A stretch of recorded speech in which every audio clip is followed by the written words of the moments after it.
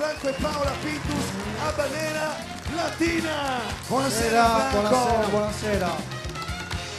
Ciao Sassari in piazza, buonasera a tutti. Venga al mio fianco, venga qui al mio fianco. Ciao Paul, grazie per averci invitato. Ma grazie a voi. Grazie. Intanto Franco, io ringrazio voi così come ho fatto con tutti gli altri, però so che andiamo un po' più in centro, grazie. So che lei voleva dire qualcosa in occasione di questa serata. Sì, voglio dire una cosa.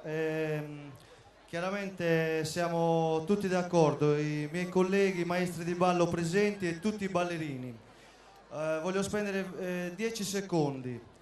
Qui Paul ci ha dato la possibilità di esprimerci nella danza, che è la nostra grande passione.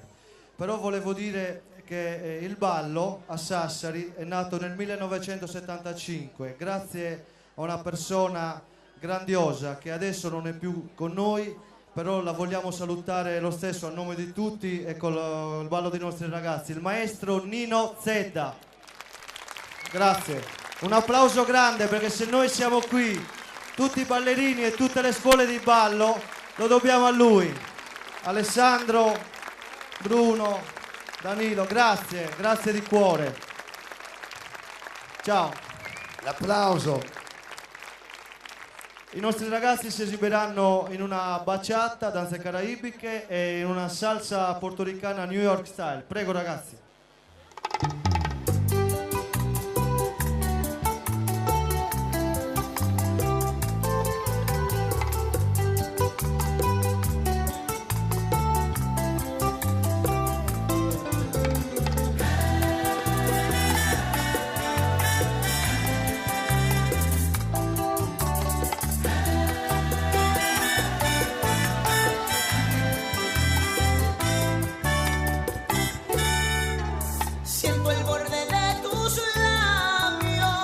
Stanno esibendo per voi Claudia e Giuseppe, Giacomo e Fabiana, Giuseppe e Laura, Gianmario e Marta, Alessandro e Barbara, Gianni e Dora, Walter ed Alba della scuola di ballo a Banera Latina di Sorso.